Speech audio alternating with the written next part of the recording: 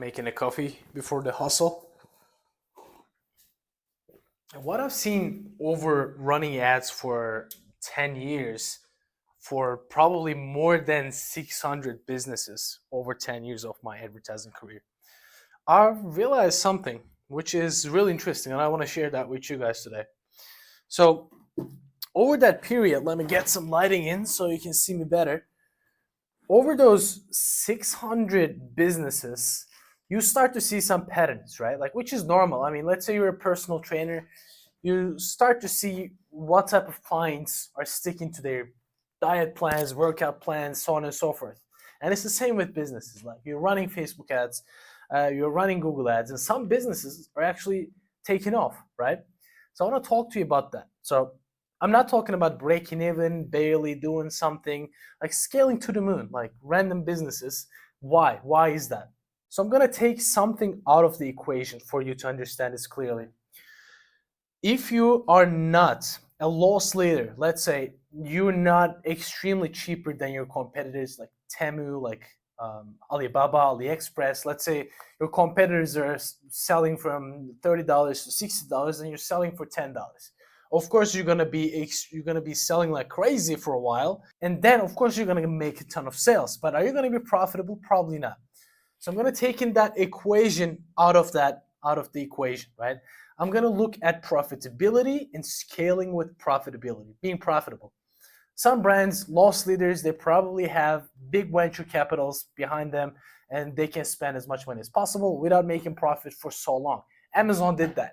Amazon was not profitable at all for like 10 years, and Jeff Bezos had a ton of venture capitals backing him, giving him capital to spend, advertise, grow the business, become a loss leader in the area. But he actually created an area, industry, to be honest, online shopping mainly. He destroyed that industry, created and destroyed, but now he's like the number one. Anyways, that's out of the equation. I'm talking about basic products, basic services. Like, you cannot be that cheaper and still be profitable. It's impossible.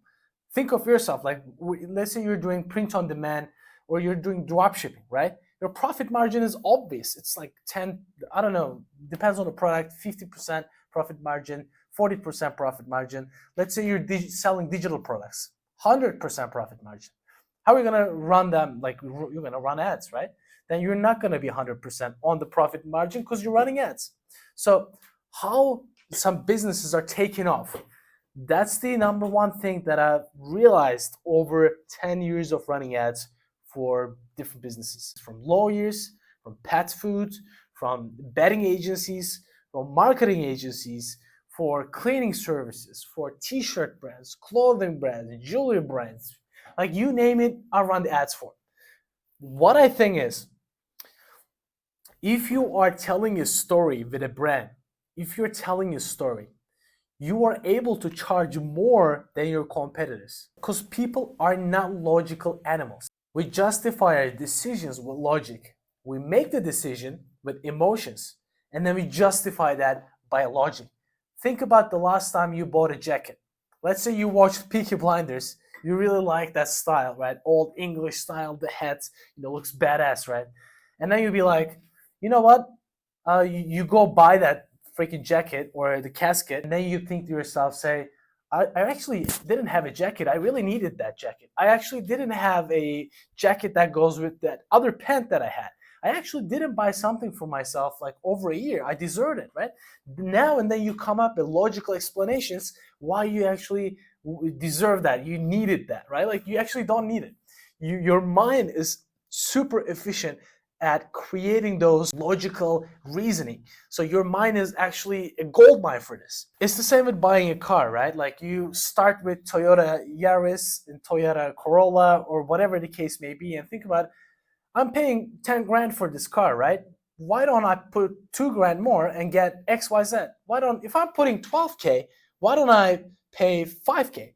And then you go up to 30K, 40K, 100K car, and then you justify it. But mainly, you really want that feeling. You really want that speed. You really want that emotional spike. You want other people looking at you, right? That's a status symbol. And then you justify, it's more safe actually, I'm gonna use that car longer than Toyota. It's better, you know. You justify that decision. That's why the brands that I'm working with or have worked with in the past, that has a great story behind it. They afford to charge more, so their profit margins are way higher. Think about it with Louis Vuitton. They have a story. Think about it with Balenciaga. They have a story. I'm working with one brand right now. They print on demand. I'm not gonna say the name of the brand. They're doing print on demand.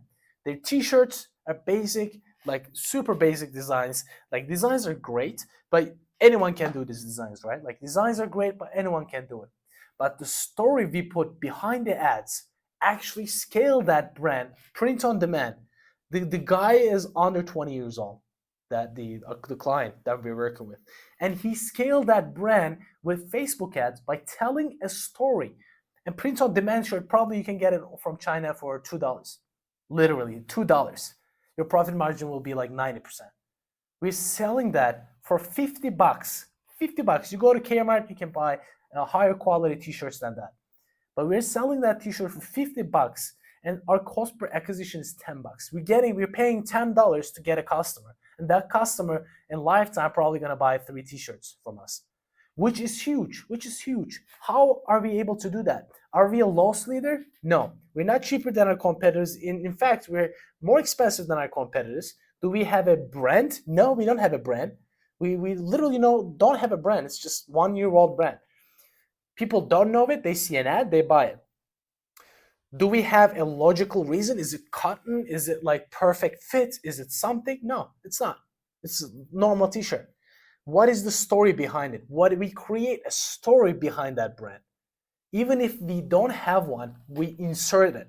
So some brands initially have those stories behind it. I'm not talking about, we are a mom and pop business. We created this out of vegan food. No, it's not a story, guys. It has to be unique to you. It has to be unique to you. It could be a product. It doesn't have to be story behind a brand. It could be a story behind a product. A great example for this is Larry Veal's PR brand. There is a story behind this. Wearing those wrist straps will take you to your personal records, break your personal records, get your personal best. There is a story behind it. What is the product? Is it cheaper than your competitors? No.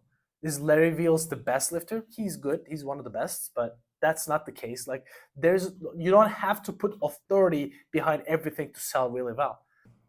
If Larry Veal said, this is my wrist straps, buy my wrist straps, it was not gonna do as good as this story. So the story is break your personal bests with this. That represents a personal best, breaking personal records, going for a PR. It took me a lot to understand this. I was like going for unique selling propositions with cheap shipping, free shipping, 10% off, 20% off. But actually those are like, you're battling against the river, right? You're trying to swim against the river, which is not going to take you too far. If you build that story behind your product or behind your brand, it doesn't have to be behind your brand. It could be behind your product. For instance, the t-shirt company that we're talking about, we're building those stories behind every product. And we're putting that into ads. With every ad, it has a story. So that's why we are able to scale that brand to over $110,000 per month. And our profit margins are crazy. And we started with nothing. We were doing 100K a year, whole year I'm talking about. Now we're doing 110K a month. The crazy scaling. And we didn't have that story behind the ads. And I've had this a lot with a lot of jewelry brands. The ones that have a story behind a product or service or a brand, they crash it. They don't have any other super unique selling propositions compared to the other ones. They all have the similar ones. What makes it different, what makes it stand out is the story that you insert. Hope that kind of helps you guys. I don't know if you experienced it. Any advertisers, please comment down below. Or if it helps you in some way to insert that into your brand or product, and hopefully you make more money. Don't forget to like this video, please, so Uncle YouTube thinks that this is a great video that can benefit other people and shows it to other people. See you in the next one.